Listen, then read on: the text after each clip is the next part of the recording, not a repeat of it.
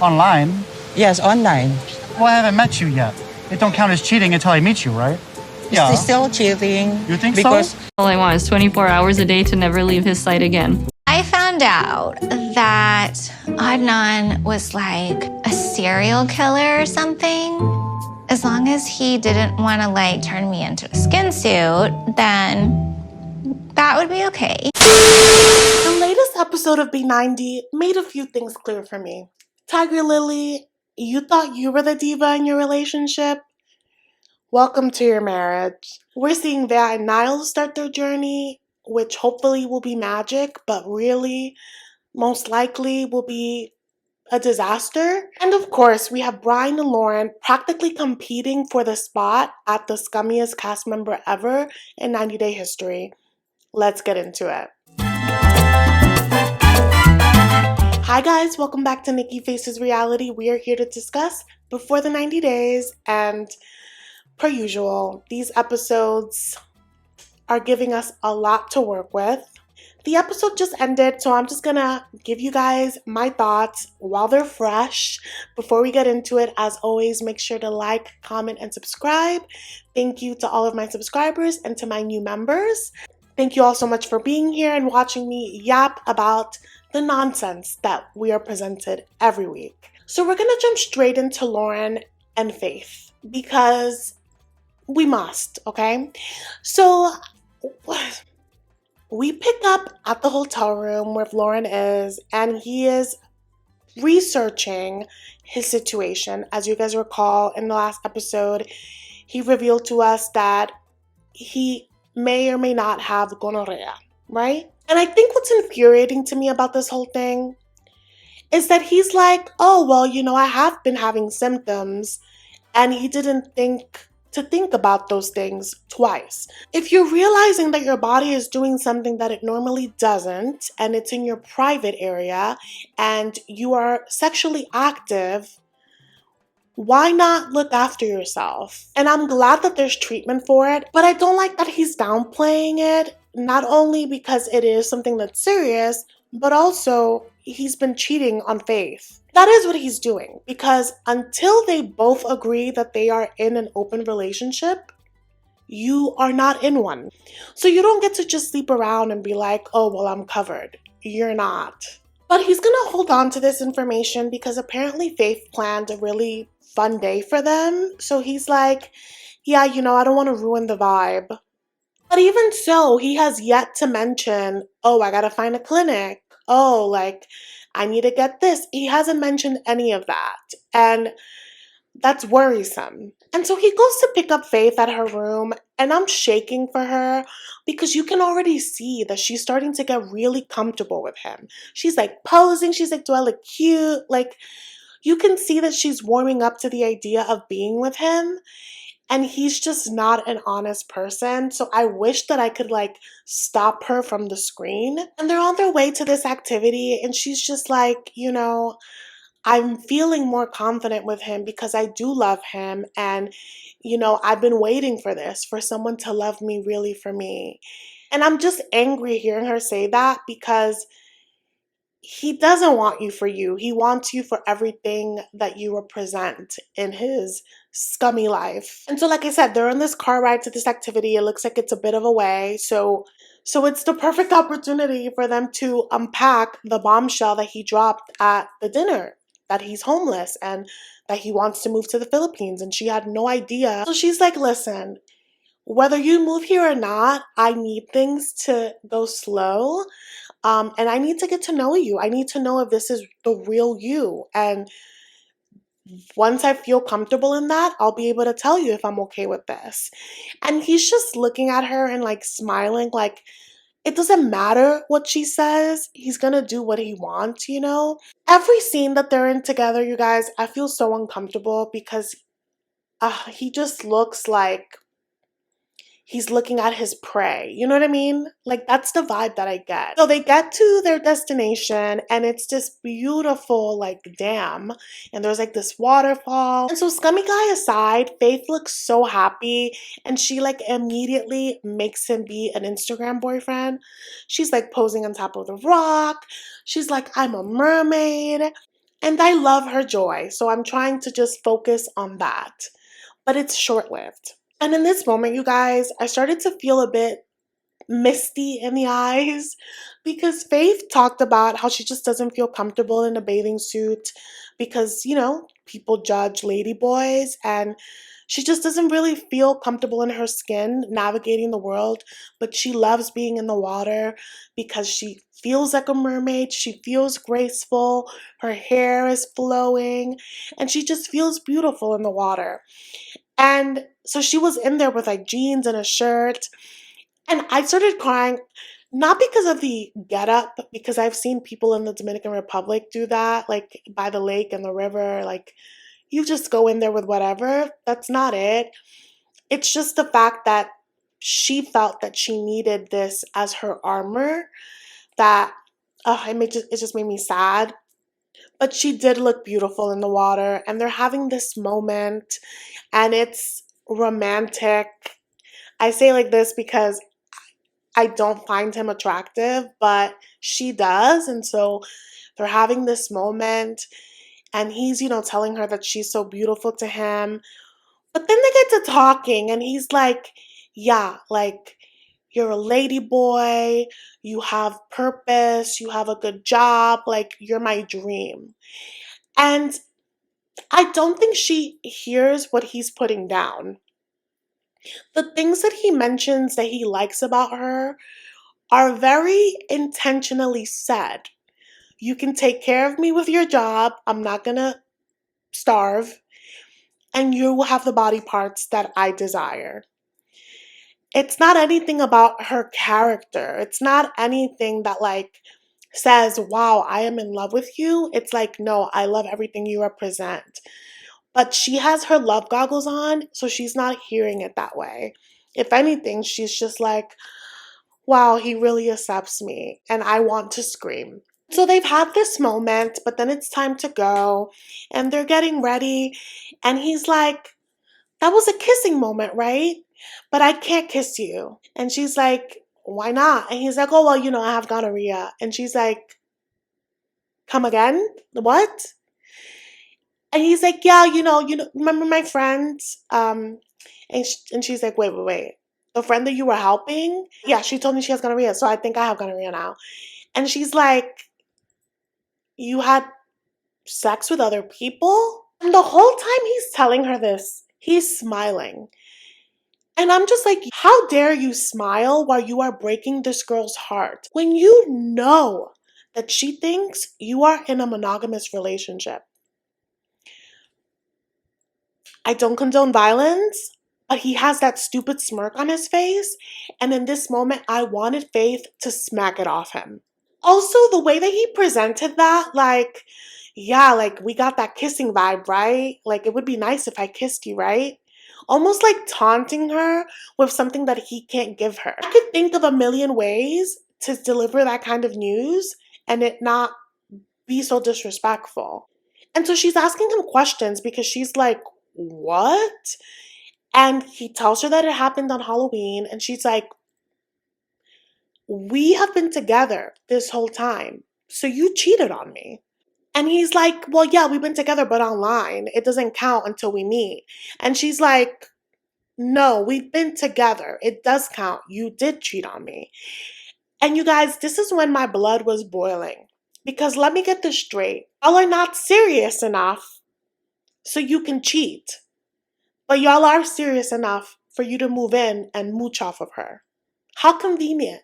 I was just like, what a gaslighting garbage bin of a human. And he knew he was wrong. And he's playing in her face, just like Brian did Ingrid. Like, you were anxious about having the monogamy talk and you were anxious about the STD talk because you knew, felt some sort of shame around the fact that she wasn't in the know. So obviously, you know that it's serious. And so now they have to go back to the hotel, and it's a long ride back, and Faith is understandably angry. And this trash bag is freaking narrating the events, okay? They're in the car, and he's like, oh, long ride ahead. It's about to be awkward. Like, you're lucky she didn't kick you out of the car. And so Faith on her one-on-one is panicking because she's like, on top of the betrayal, in my culture, when you get something like this, it's embarrassing. It's disgusting. People are disgusted by you. So also, it doesn't sound like she understands, that it can be cured or whatever. So she's thinking AIDS. She's thinking the worst. And of course, like, this is her first relationship. She doesn't know a lot. And it doesn't help that he's not coming from a place of trying to explain it. He's kind of just delivering it and trying to shove it under the rug. And so finally they break the ice and she's like, I don't feel that you're serious about me. And he's like, well, you never asked, and you had to have known that I was sleeping around. We weren't exclusive. She's like, yes, we were. Like, I thought we were. I was serious about you. I just don't appreciate him trying to rewrite what they've had just to alleviate his guilty conscience, And, it's bringing up feelings for her of not being chosen, not being wanted, and it's just unfair. When they get to the hotel, she doesn't even want to go into his crusty room. She stands by the doorway and she's like, I'm tired. You've said a lot. I need to process this. And she leaves, and he has this stupid smirk still, talking to the producers like, we're probably gonna break up. And I don't know if it's him deflecting, but his smirk at everything, he doesn't take anything seriously. And I worry for him, but I also worry for anyone that is in his path because he's just so self-serving. I just pity him, really. But yeah, we're gonna move on to the next couple because I'm done with him. From one trash bag to another. Let's discuss Brian and Ingrid. So we see these two the morning after Ingrid learned those hard truths about Brian's past. And so Brian is still here, not getting what happened. And he's talking to the producers saying that Ingrid showed that she lacks compassion and that it makes him look at her differently.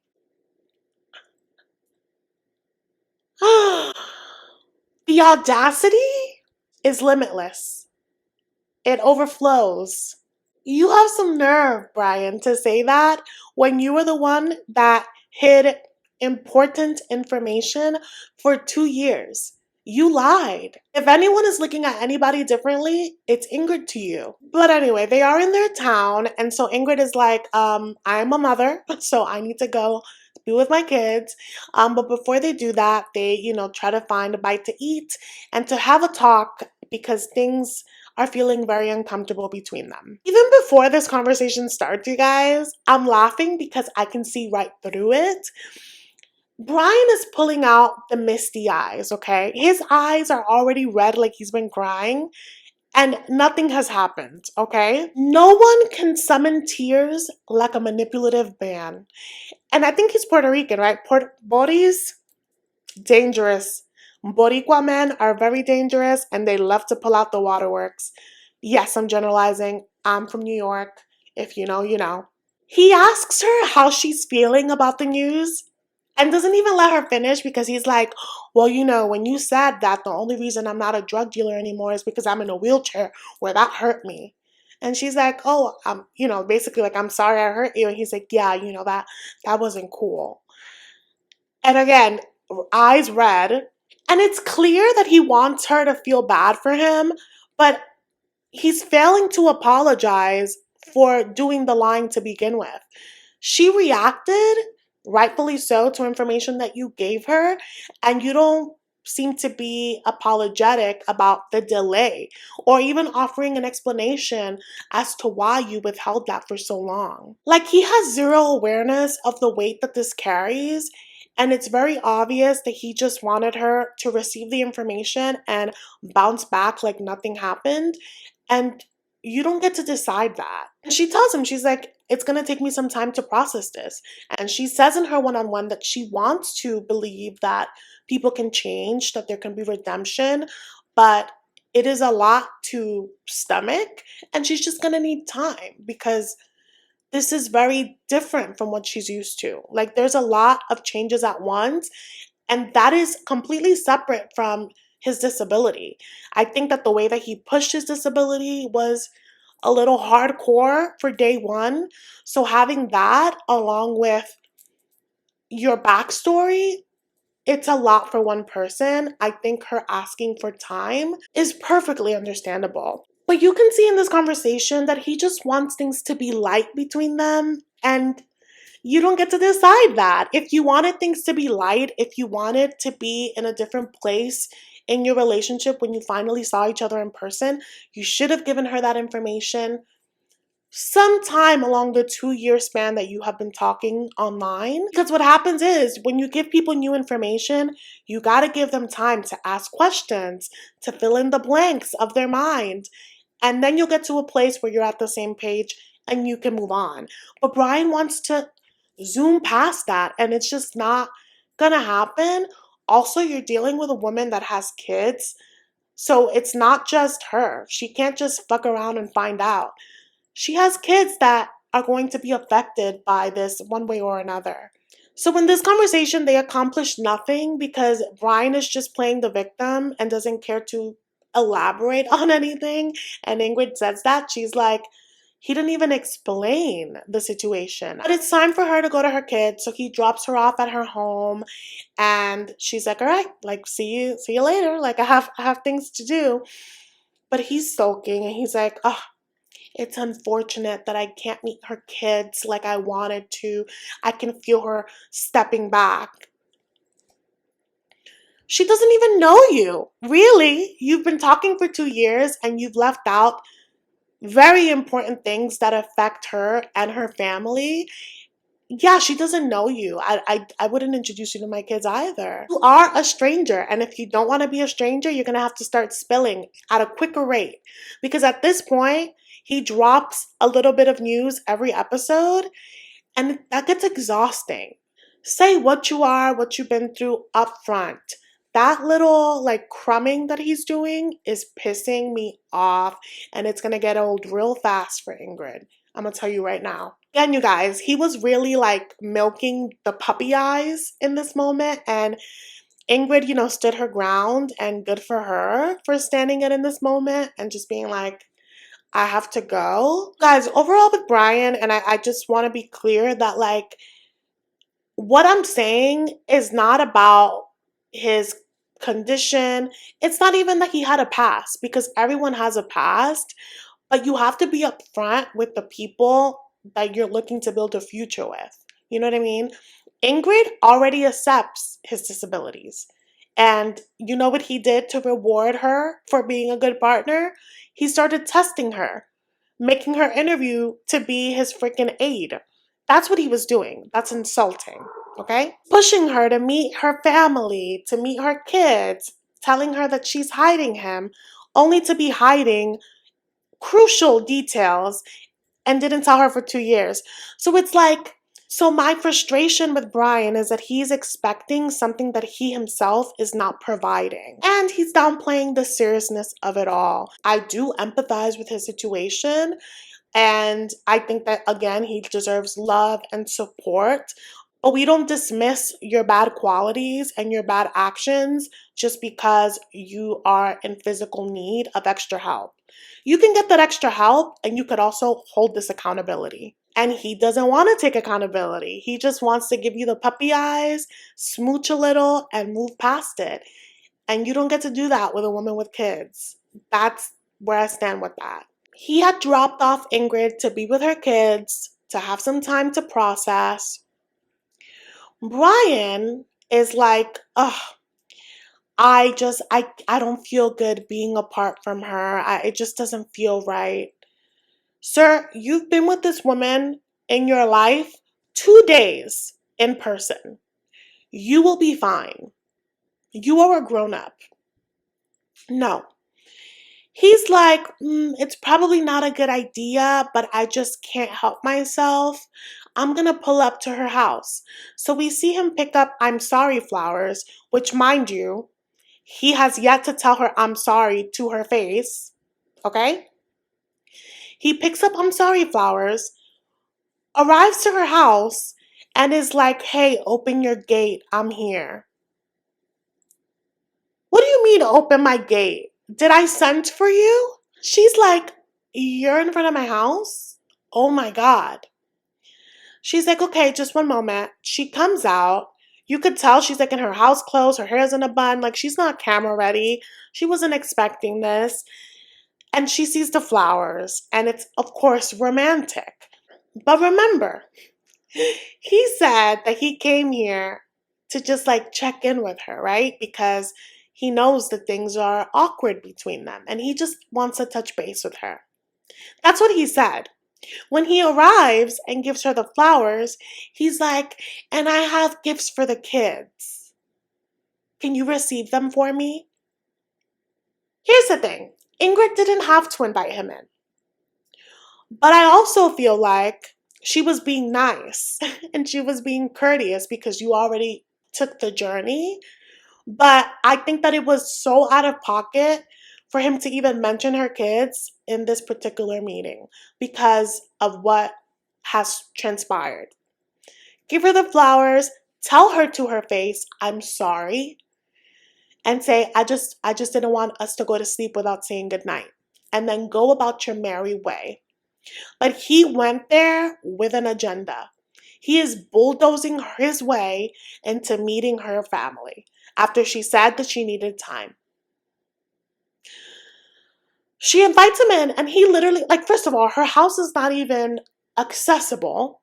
So he's like ramming his way in there. And I say ramming because he is going in full throttle. She's like a little startled because it's not like he can hurt himself. Finally, he goes in and he's met with her little one who's so adorable. And at first is like turning away from Brian. But Brian is working overtime to connect. It's like a lot. And I can see through him. I know that it looks like, wow, like he's really trying to connect with her kids. But he's trying to connect because he wants to lock Ingrid down. I don't feel like it's genuine. I don't. That's my opinion. You guys could probably read it differently. I don't think it was genuine. I think that he needs to connect with Ingrid because he wants physical connection with her. And the way to get to her is to show her that he can adapt to her world. I don't get a good vibe from him. I'm just so turned off by his pushiness. But you can see Ingrid is smitten at him being able to connect with her little one. He's like playing with the toy that he brought him. And, you know, you can see that like it's making her heart warm, but she also is like, I still am thinking about what I found out. Like, it doesn't remove those things from my mind. And then eventually he leaves and they say goodnight. You guys, I'm not a fan of this move. I know it happens a lot in movies where guys just show up. I am not a fan of the drive-by visit. If I did not invite you, if you didn't tell me that you were coming and I said, yes, come, do not pull up to my house. I feel like that is such an invasion. Why are you checking for me like that? I don't like that feeling of being like watched. I don't like it. Especially because she told you that she needed space. You can be a big boy for one night and give her that space. And I just feel like he's pushing past her boundaries. Brian is so self-centered. He's only thinking about his feelings. He's only thinking about his agenda. Screw her discomfort. I don't like that. Again, she has voiced that she wants time to get comfortable with him before she introduces him to her world, her family, her kids. And I just feel like he's smizing his way past all of those lines in the sand that she made. I would cut him off for less, honestly. And so remember what I was saying about the breadcrumbing thing? Next episode, he's like, hey, there's actually more to that story about me getting shot. Like, just say the whole story and be done. It's so infuriating. And you could see Ingrid's face like, there's more? I'm so done with him. You guys gotta let me know your thoughts. I'm sure you have a lot. On to another chaotic couple, Rain and Chidi. I missed them. I missed this kind of chaos. I thought that they would be the craziest part of the season. They are not. So the last time we saw these two, they had the talk about him wanting to be celibate. So this is finally a moment that we get of them one-on-one. They're taking a little stroll. And you know, Rain is on cloud 9 because she gets to lead him. But then they like park themselves in front of this pond, and she's like describing the fish to him. And he's like, do you think these fish can live without the water? And she's like, no. And he's like, I cannot live without you. And you could see that that little line is working on her. And it's working on her until she's like, ugh, I want this man to touch me and he won't. But she tells him, she's like, ugh, you're just so sweet. And I wish that you can express that more. But then she goes and apologizes for her tantrum. And Chidi is clutching himself because he's like, in all the years that Rain and I have talked, she has never apologized. And so again, Rain is smitten by his words, and I love this moment of accountability. Chidi's like, listen, I know that you want more, and I know that I talked a big game in all these years, and I'm sorry that I can't fulfill those things. And we've seen some text messages of what he has said online. So I understand why Rain was hot and bothered. She's like, do you regret saying those things? And he's like, no, because that's who I was at that time. And I do want to touch you. And maybe one day I will, soon. And I hate that he told her that it'll happen soon, because he's already told her that it's only going to happen once they get married. And she doesn't want to get married. So what does he mean it's going to happen soon? Like, he's playing with fire. He needs to stop making these promises because she's going to hold him to it, okay? And so then we see them on another date, and he's taking her to this, like, nature conservatory, and she's like, we're going to see the monkeys. And I'm like, who's we? Sometimes she'll have some slips like that, and I'm like, he can't see it. He's here for the vibes, okay? But they are very cute. She's like describing the scenery for him, and he's describing to her the image that he's seeing and the sounds that he's picking up. And so she says that she feels bad that he once was able to see all these beautiful things and that it was taken from him. Please keep that in mind, that she said she feels bad. Okay? In this conservatory, like I said, there's a bunch of monkeys, and she starts petting one, and she touched this monkey one too many times before it like swat at her. I was scared for her because monkeys can be vicious. They're again parked by another beautiful pond, and she's like, so can you explain to me again how you came to be blind? Like, tell me the details. And he tells her the story about his cousin climbing the apple tree, and then an apple tree fell right in his head and right on his eye. I imagine he was high up, and that impact, you know, really like rattled him. But he says that his vision came back, and he was fine for like a year. But then he started getting like a blurry vision, and he went to the doctor, and they told him it was glaucoma. So it's unclear if he's actually blind because of long-term effects from that apple hitting him, or if it's just a natural thing. Glaucoma, many people get it, you know? But because he started getting blind in one eye, that caused the accident that led to him being blind in the other eye. So it was super traumatic. And so he says that the doctors told him that, you know, no surgery would really fix that. And so Rain is like, so do you think that you also became spiritually blind to match?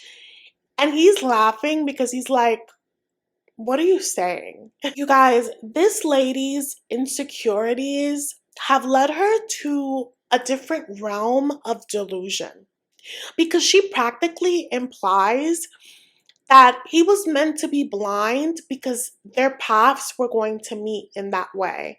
If he wasn't blind, they wouldn't have been meant to be, because she thinks of herself as this hideous monster that shouldn't be seen. And so basically Chidi's like, see, I like her until she says BS like this. And he's laughing through this because he's like, every time this mess is coming out of her mouth. And I was just like, ma'am, his hardships were not for your benefit. I'm sorry to burst your bubble. So while I'm side-eyeing her, I also feel really bad for her because she thinks that little of herself, that she doesn't feel like she should be seen, and like being with a blind guy is like hitting the jackpot. Like, that doesn't sound wild to her. So she says those things, but she also says things like, oh, if there was a surgery that could help you, I would pay for it. But I don't believe her because, again, she's preying on the fact that he's blind. And he even says, he's like, her saying things like this make me concerned that this is going to be the person that's going to lead me.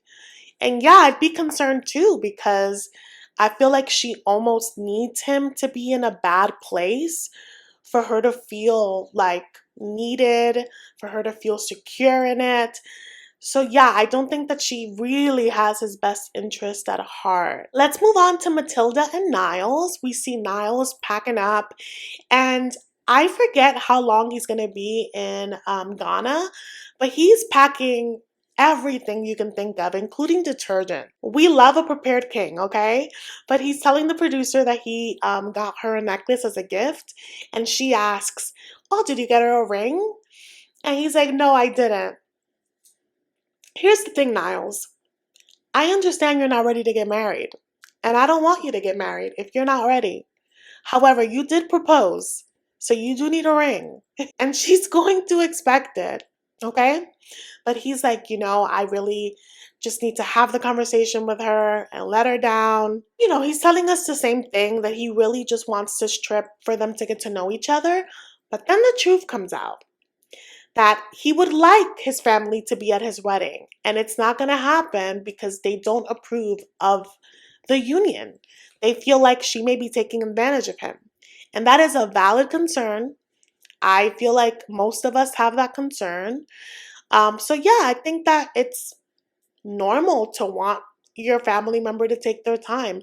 Whether they were autistic or not, I would have the same concern. And we see him get teary-eyed because this is clearly like a source of pain for him. He wants that approval.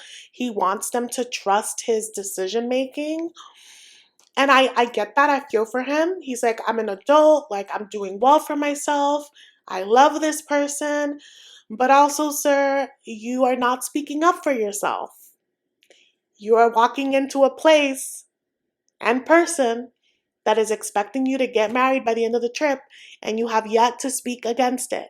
So I understand why your family has concerns. And so far, I really like Niles. I think he's a little awkward. I think he's a little quirky, but I don't think he's a bad person. I think that he just wants love, and I really want this trip to be magic, but it could easily go left. It can easily be really bad because Matilda's planning a full wedding, and more on her in a bit, okay?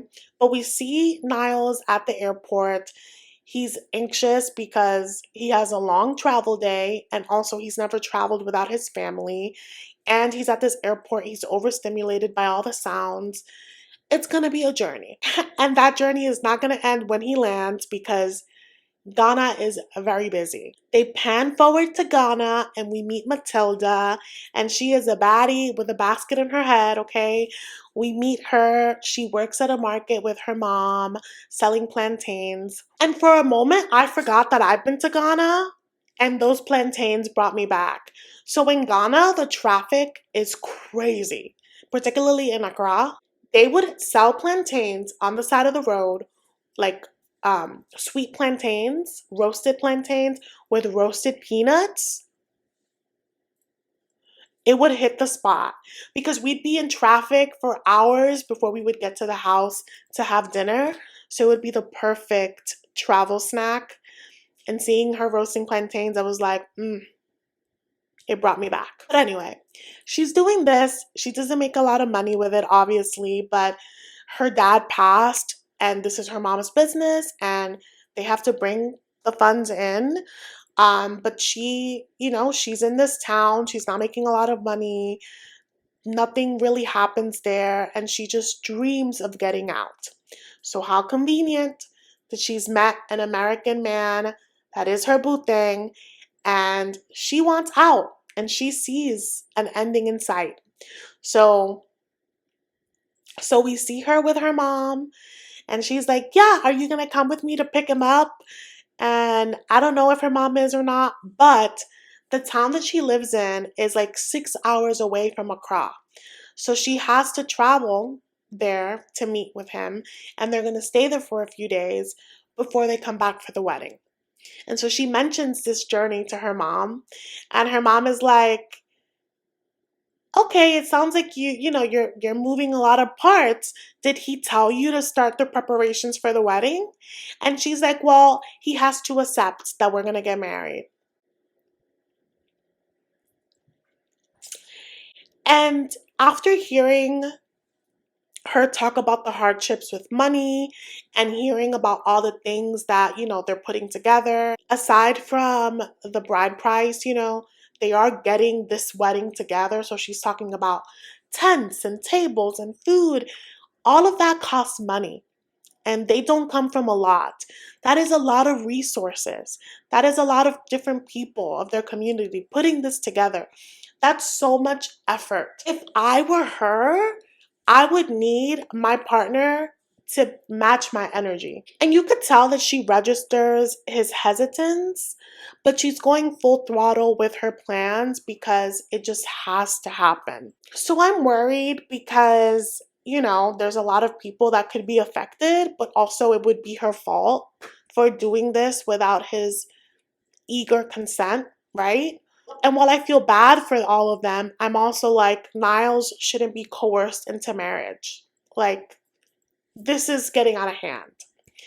But I also want to touch upon the whole autism situation, because she briefly touches it when she's talking to these guys that are at the market. They're asking her about her boyfriend, and she's, describing him. She's like, he's muscular, he's chocolate. Again, he's a little autistic, and they're trying to, gauge like how he is. And she's like, no, he's fine. But she is nervous because she says that he let her know that he's sensitive to sounds, and Ghana is loud, and she's afraid that he's going to be uncomfortable. Also, she's nervous because he gets overwhelmed that all of this wedding planning and all these expectations with the bride price and the people that he has to talk to, that it's going to make him run away. Again, she wants marriage. She wants to go to America. And so I know that this is going to go badly because she has such a strong personality. She says that her town is known for their discipline. She wanted to be like, I think she said military when she was growing up. So she's a tough cookie. And I love that for her. However, comma, should you bulldoze your way into a marriage? I wouldn't recommend. I am scared for Niles, but I'm also looking forward to seeing them because they could be good. Like, they could work it out. I don't know. Let's move on to Sunny and VEAH. So the day has arrived for VEAH and Rory to start their journey to South Africa. And to say she's anxious would be downplaying it. This girl is crying in this room. I think that it's hitting her that she's going to be traveling for like 2 whole days to get to South Africa. But also the nerves of seeing someone new, and also the fact that you're lying about bringing your ex will do a little number on your system too. We see her head to the airport and she picks up Rory, so it's safe to say that they didn't sleep in the same place, which I think is great for her case. However, the way that she's talking about Rory, you can tell that she's really dependent on him. She's saying that like she doesn't think that she would be able to make this travel day without him. That's too close of a bond. I don't think Sunny's gonna go for any of it, But I'm also like, is there more here? Like, are you sure you don't want to get back with Rory? Like, is this just like a pregame for you to realize that you're still in love with him. It just doesn't feel right. But she tells us her plan, which is that when they land, she wants to exit first and she wants Rory to go to his hotel, and then she wants to have, you know, some days to like make Sunny feel good and then break the news to him. And she's like, I hope he doesn't break up with me. And she tells Rory, she's like, I really hope this doesn't affect our relationship because I really want him to propose in this trip. And Rory's like, propose? Like, you guys are just meeting. And so she's like, yeah, you know, we've talked about it. And I'm afraid that this will be a setback. Bitch, if this is gonna be a setback, then maybe don't take your ex. Like, she's acting like this was forced on her. This was a choice that she made. She could have invited any of her other friends to join her, but she went out of her way to select the ex that has antagonized her current man. Also, Rory's like, well, he's upset, like he's just gonna have to deal with it. And if he's disrespectful, then I'm gonna have to step in. Like, in what world did she think that this would be okay? Because also, she doesn't need a shining knight to protect her.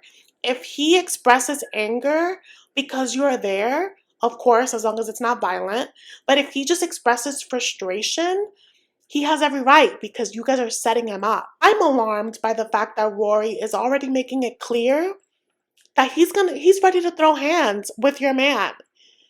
Is this what you wanted? And I'm looking at VEAH sideways because there are some people that enjoy that, to have people fight for them. And I want to believe that she's better than that. But then again, she's bringing her ex to this trip. But they land in South Africa and she is a jittery mess. And she's doing that thing where she's so nervous, which I've done it too. I feel like everyone does it. When you're like talking over and over again the same thing, like you're narrating the event because you just like want to calm yourself down, but you're actually annoying everyone around you. So she keeps telling Rory the plan, like, you stay there, like, don't come out. And you can see that he's like, chill.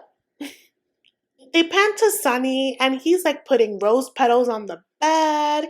He's trying to make this as romantic as possible. He hasn't really dated, so he wants to make this extra special. He got her black flowers because apparently black roses are her favorites. Even though those are funeral flowers in his culture, he's like, if that's what she likes, that's what I'm gonna get her.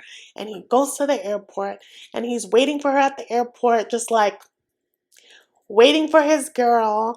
And meanwhile, there's glass before she comes out. So she's like pushing Rory to the side. And it's like, don't come out. We need to come up with a code word so that you know when it's safe to come out. Oh, this is going to ruin everything. It's almost like this all could have been avoided. And it doesn't help that Rory is like, you're nervous? It's almost like you're meeting a stranger that you've been talking to on the internet. He's not helping the situation. And for someone that is supposed to be there to calm her, he's not doing a good job. And they're having this like push and pull in front of the glass. And she's like, you need to go because I can see out. So that means they can see in. And there's a moment that we see Sunny and he's like, is that her? And that's the cliffhanger. So we'll find out in the next episode if she gets caught. But here's the thing. She's going to come out.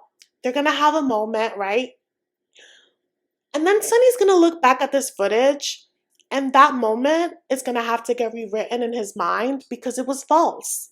You're lying to him. You're lying to him before you even meet. So that hello, that embrace is going to be tainted by the image that he's going to see of her recording her way in the airport, Rory holding her passport and getting it scanned.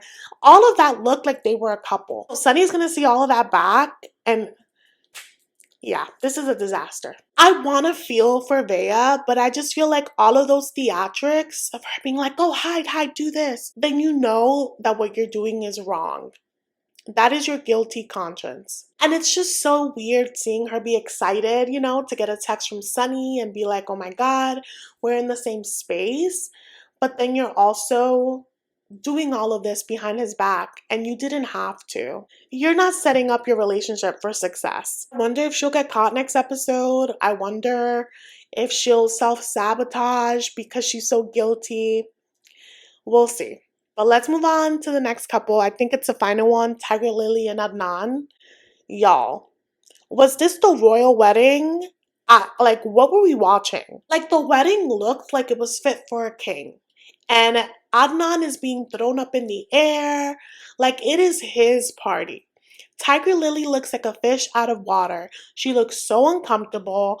The women are like trying to dance with her, and she's like, this episode really highlighted who Adnan is and how he views himself, because he says that usually weddings in Jordan are really like small, intimate, calm, and this lavishness is just for them. And he says that, you know, he wanted it to be luxury because that is what TIGERLILY likes. And when he said that, I was like, are you gonna push all of this on her? Does that mean that you're gonna send her the invoice as well? That you worked so hard on the planning, but she's gonna swipe her card? Is that what's happening? So again, the whole idea of changing 3 times was Adnan's. He lets us know that. But TIGERLILY is still in the dark. She's like, yeah, I'm not sure if this is really tradition or if this is just something that he wanted. So they're rushed into this room and they have to change. However, TIGERLILY's confused. 1, you tell me that I can't be around men. 2, you're walking around here shirtless and Shay's in the room. You said that I can't have certain things around certain people, but you can be like that in front of another woman? Like, if I'm just yours, then you have to be just mine. Like, put on a shirt. And they're both like yelling at him, Shay and TIGERLILY, yelling at him like, put on a shirt. And so he's like, oh, it doesn't matter because I'm a man. And she's like, well, it matters to me. It's just hilarious to me that it's taken their second wedding for her to start calling him out. And so, you know, these are things that you usually figure out when you've been with someone long enough. But you run into issues like this when you get married the same day that you meet your little boy toy, okay? So they're in this room, you guys, and they have 10 minutes to change. However, TIGERLILY cannot change in front of other men. And she's with a boy toy that's not an actual gentleman. So instead of letting her change first, he's the star of the show, okay? So he has 4 people, 3 to 4 people, helping him change out of his suit. TIGERLILY has a dress with 1,000,000 buttons, and she only has Shay to help her. They have 10 minutes total to get dressed.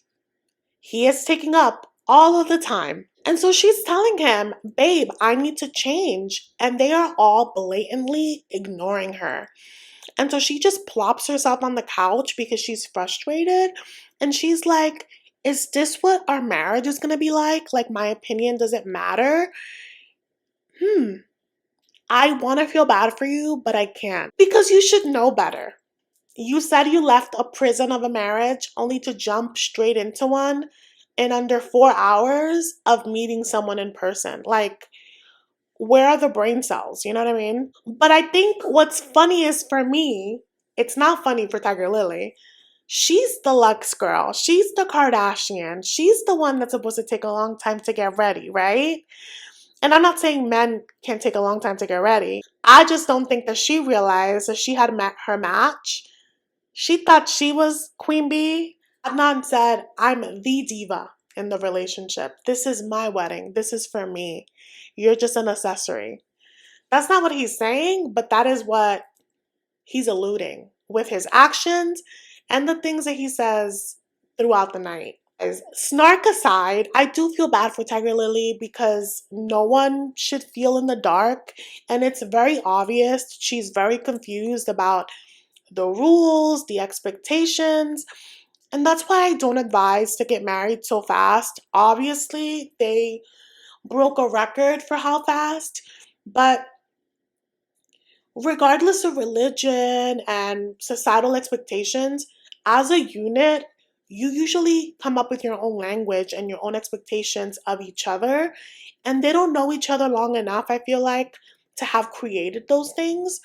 So it's just so uncomfortable, and I don't wish that for anyone on their wedding day. So eventually they get out of the room, and I hope Shay gets a bonus because she's working overtime to get TIGERLILY ready, and the whole time they're getting ready, like Adnan and people are knocking on the door, and it's like don't rush her. She's the bride, but we're seeing that she's really not of importance in this event. So he's stressed out because he's like, oh, we can't keep 200 people waiting. They're waiting for us to make our entrance. And it's like, then you should have set up 2 separate rooms. Since you guys do everything with women in one side and men on one side, why would the dressing room be different? I thought that was so weird. TIGERLILY is clearly frustrated, and he's frustrated, but he's like, "Ugh, it doesn't even matter. She's so beautiful." And she's like, I love you. And like, they just keep saying, I love you, but there's so much like subtext that's being just pushed under the rug. It's, I, I hope this kind of love never finds me. And so they're ready to make their entrance, and there's like this huge dance troupe. And wow, someone in the background, I think it was Shay, she was like, this looks like Aladdin. And it did. It did. I love Middle Eastern weddings. But this was like a different level. And again, I want to know who's paying for all of this. Because on top of it being a huge venue, flowers galore, so many dresses, right? There's fireworks. There's a live band. It is expensive. After they made their entrance and they say hi to everybody, they get to dancing. But apparently in Jordan, men again dance by themselves and women dance by themselves. And I understand tradition, but what Adnan says is that they do it that way because men get so jealous. Can you imagine creating traditions around the fact that men can't regulate their emotions? It's so wild. And I hope that TIGERLILY is prepared or getting prepared to be number 2 because Adnan, this is Adnan's world. Okay. And he makes it clear. He's like, yeah, my family is referring to this as the festival of Adnan. And she's like, shouldn't it be Adnan and TIGERLILY? And he's like, no, just the men. And I think the underlying of that is just the men, just how I like it. Yeah, it's a wild ride. And it looks like in the next episode, they're going to be fighting because TIGERLILY is tired of the double standards. What a surprise. Are you surprised? Because I'm certainly not. They are fools. But yeah, you guys, I've been yapping for a long time. There's a car going off in the background. Let me know what you guys thought about this episode. There's a lot. There's going to continue being a lot. I feel like I say this every time. I'm shook. I just don't know where they found these people. But I will be keeping up with them, and if you will too, make sure to subscribe if you haven't, and I will see you all in the next one.